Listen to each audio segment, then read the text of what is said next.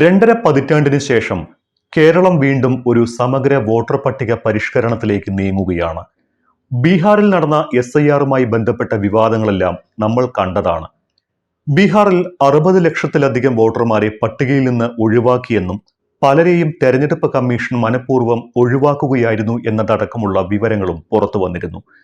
അടുത്ത SIR പരിഷ്കരണം കേരളത്തിലായിരിക്കുമെന്ന് കേരളത്തിന്റെ chief electoral officer Rathan U Kelkar വ്യക്തമാക്കുകയും ചെയ്ത സാഹചര്യത്തിൽ എന്താണ് SIR എന്നും അതുകൊണ്ട് ഉദ്ദേശിക്കുന്നത് എന്താണ് എന്നും കേരളത്തിലെ ജനങ്ങൾ അറിഞ്ഞിരിക്കേണ്ടത് അത്യാവശ്യമാണ്. കേരളത്തിലെ SIR സംബന്ധിച്ച ക്രമീകരണങ്ങൾ കഴിഞ്ഞ ദിവസം കേന്ദ്ര തെരഞ്ഞെടുപ്പ് കമ്മീഷന്റെ അവലോകനത്തിൽ അവതരിപ്പിക്കുകയും ചെയ്തിട്ടുണ്ട്. ബീഹാറിലെ വോട്ടർ പട്ടിക പരിഷ്കരണത്തിലെ വിവാദ കൊടുങ്കാറ്റ് അണയും മുൻപാണ് കേരളത്തിലേക്ക് കൂടി SIR പരിഷ്കരണം എത്തുന്നത്. സ്വാഭാവികമായും ആശങ്കയുണ്ടാകുമെന്നും യോഗ്യരായ കേരളത്തിലെ ഒരു വോട്ടർ പോലും പുറത്താകില്ല എന്നും രത്തൻ ഖേൽക്കർ പറഞ്ഞിട്ടുണ്ട്. എന്താണ് സമഗ്ര വോട്ടർ പട്ടിക പരിഷ്കരണമെന്നും അതിന്റെ നടപടിക്രമങ്ങൾ എന്താണ് എന്നും പരിശോധിക്കാം. വോട്ടർ പട്ടികയിലെ വിവരങ്ങൾ പരിശോധിച്ച് അയോഗ്യരെ ഒഴിവാക്കുകയും യോഗ്യരുടെ പ്രാതിനിധ്യം ഉറപ്പാക്കുകയുമാണ് ലക്ഷ്യം. ഇരട്ടിപ്പുകളും ഒഴിവാക്കും. 2002 പുറത്തിറക്കിയ വോട്ടർ പട്ടികയാണ് സമഗ്ര പരിഷ്കരണത്തിന് ആധാരമാക്കുന്നത്. അന്നത്തെ പട്ടികയും 2025 പട്ടികയും ഒത്തുനോക്കിയായിരിക്കും സമഗ്ര പരിഷ്കരണം. അതുകൊണ്ട് തന്നെ 2002 വോട്ടർ പട്ടികയിൽ ഉൾപ്പെട്ട ആർക്കും പുതിയ രേഖകൾ സമർപ്പിക്കേണ്ടി വരില്ല. എന്നാൽ അതിനുശേഷം വോട്ടർ പട്ടികയിൽ പേര് ചേർക്കപ്പെട്ടവർ ആധാർ അടക്കമുള്ള രേഖകൾ സമർപ്പിക്കേണ്ടി വരും.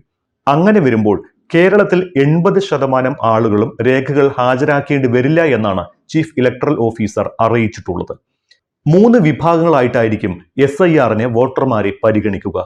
1987 മുൻപ് ജനിച്ചവരെ ഒരു വിഭാഗത്തിലും 87 2004 ഇടയിൽ ജനിച്ചവരെ രണ്ടാമത്തെ വിഭാഗത്തിലും 2004 ശേഷം ജനിച്ചവരെ മൂന്നാമത്തെ വിഭാഗത്തിലും ഉൾപ്പെടുത്തിയായിരിക്കും പരിശോധന നടക്കുക.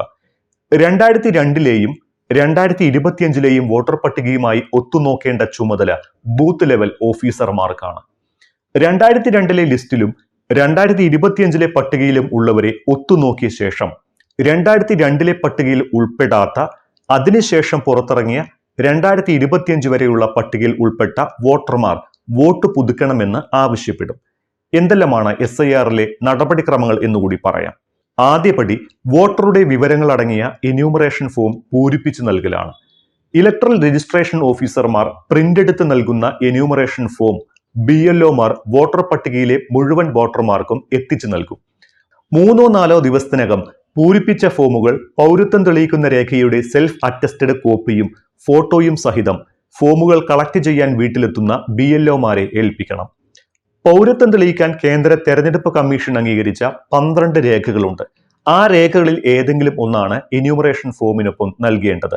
ഇതിനുശേഷം ഒരാഴ്ചക്കകം തന്നെ കരട് വോട്ടർ പട്ടിക കമ്മീഷൻ പുറത്തിറക്കും. നിർദ്ദിഷ്ട സമയത്തിന് മുൻപായി ഈ ഫോം പൂരിപ്പിച്ചു നൽകിയവരുടെ പേരുകൾ പട്ടികയിൽ ഉണ്ടാകുമെന്ന് തെരഞ്ഞെടുപ്പ് കമ്മീഷൻ അറിയിക്കുന്നു. കരട് പട്ടികയിൽ പേര് ചേർക്കാനോ ഒഴിവാക്കാനോ അപേക്ഷ നൽകുന്നതിന് 1 മാസം സമയം അനുവദിക്കും. കരട് പട്ടികയിൽ പേരുള്ള ആർക്കും പിന്നീട് ഒരു രേഖകളും സമർപ്പിക്കേണ്ടി വരില്ല. പേരില്ലാത്തവർക്ക് രേഖകൾ സമർപ്പിക്കേണ്ടതായിട്ട് വരും.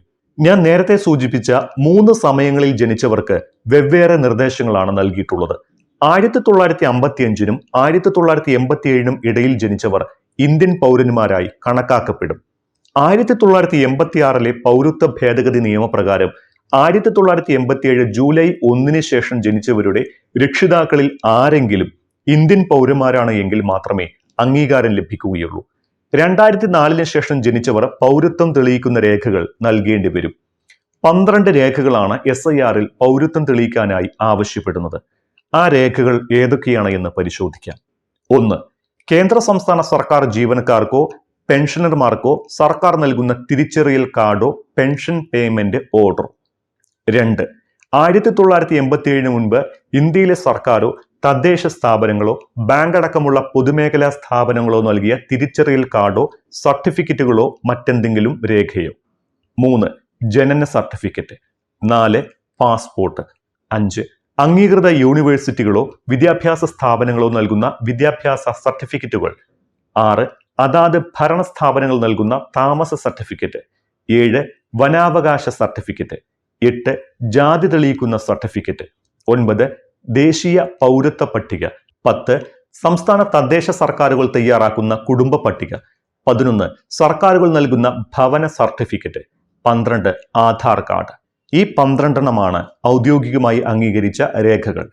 അതേസമയം തന്നെ വോട്ടർ പട്ടിക പരിഷ്കരണം സംബന്ധിച്ച ആശങ്കകൾ വേറെയുമുണ്ട്.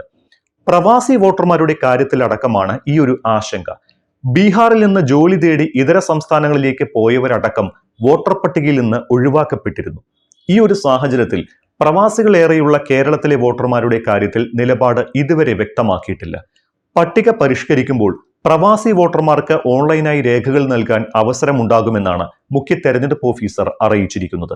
അതേസമയം BLOമാർ വീട്ടിലെത്തി രേഖകൾ ആവശ്യപ്പെടുമ്പോൾ പ്രവാസികളുടെ കാര്യത്തിൽ എന്ത് നിലപാടാണ് സ്വീകരിക്കേണ്ടത് എന്നതിലടക്കം അവ്യക്തത നിലനിൽക്കുന്നുണ്ട്.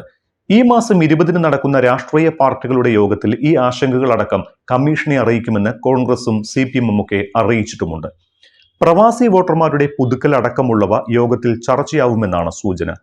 2002 കേരളത്തിൽ അവസാനമായി SIR നടന്നത്.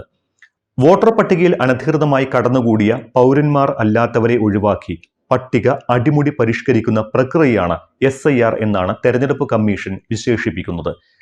ദീർഘകാലമായി ഇത്തരം സമഗ്ര പരിഷ്കാരം മിക്ക സംസ്ഥാനങ്ങളിലും നടന്നിട്ടില്ല. ബീഹാറിൽ ഏറ്റവും ഒടുവിൽ സമഗ്ര പരിഷ്കാരം നടന്നത് 2003 അന്യായമായി പൗരത്വ പരിശോധന നടത്തി സാധാരണക്കാരായ വോട്ടർമാരെ കൂട്ടത്തോടെ പുറത്താക്കാനാണ് കമ്മീഷൻ ശ്രമിക്കുന്നത് എന്നാണ് SIRനെ എതിർക്കുന്നവർ ആരോപിക്കുന്നത്. ഇത് BJPക്ക് വേണ്ടിയുള്ള വെട്ടിനിരത്തലാണ് എന്നും വോട്ട് കൊള്ളയുടെ മറ്റൊരു രൂപമാണ് എന്നും കോൺഗ്രസ് ആരോപിക്കുന്നു. Aadhaar, ration ID, voter ID തുടങ്ങിയവ സ്വീകാര്യമായ രേഖകളുടെ പട്ടികയിൽ ഉൾപ്പെടുത്താതിരുന്നതാണ് ഈ എതിർപ്പിന് കാരണമായത്. എന്നാൽ സുപ്രീം കോടതി ഇടപെടലിനെ തുടർന്ന് ആധാർ സ്വീകരിക്കാൻ കമ്മീഷൻ തയ്യാറായിട്ടുമുണ്ട്.